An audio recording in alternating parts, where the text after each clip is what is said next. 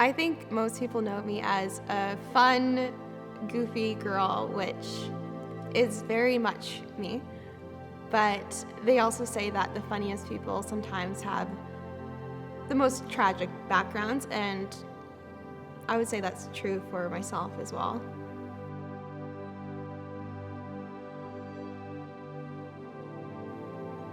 I grew up in a Christian family, but as I grew into a teenager, I grew more atheistic. I thought everyone around me was really stupid for believing in God. The early half of my life was quite tumultuous. I suffered from anorexia and bulimia, bullying, depression, anxiety. I dealt with a lot of pain in a lot of areas of my life, and I was quite broken at a young age. That made me seek if there was a God, because you don't search for God if everything is going well in your life. What shifted me towards a belief is I had someone pray for me, and it worked. The prayer was answered, and that terrified me. So that really started my journey deeper into faith and shift into certainty that there was a higher power. And I also started studying the history of Christianity. I really like what C.S. Lewis says. Jesus was a real person. You can't escape that fact.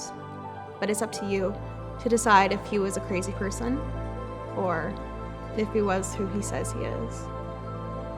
Fast forward to when COVID hit and I was laid off from my job, and I was so mad at God. I was like, God, I worked so hard to get to a certain place in my life, and for what? I went back to my parents' house and I just met with myself and God. I had nothing to do each day, so I examined my life, I examined my past, and thought about what I would do if there was a future. It was like I had been running from things, emotions, feelings for so long, and I'd been distracting myself with work and eventually hit a brick wall. I felt God say to me that I needed to forgive some people who were in my life previously.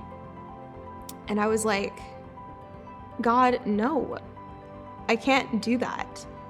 All these things that happened to me were so wrong, God. How can you ask me to forgive that?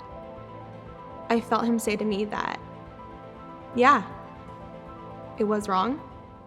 And then in that same revelation, I felt God to say to me that he is love. My favorite book in the Bible is 1 John, and it says that God is love, and we all fall short of the grace of God. We all have fallen short of the ultimate standard of love.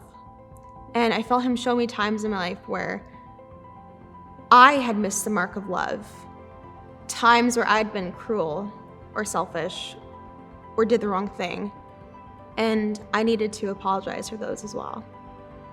So I did. I reached out to people, told them I'm sorry, and told them I forgive them. March 2020 me and May 2020 me are two completely different people. Before and after forgiveness and letting go of how different my life could have been if XYZ didn't happen, I decided I wanted to move forward with the life I wanted to create.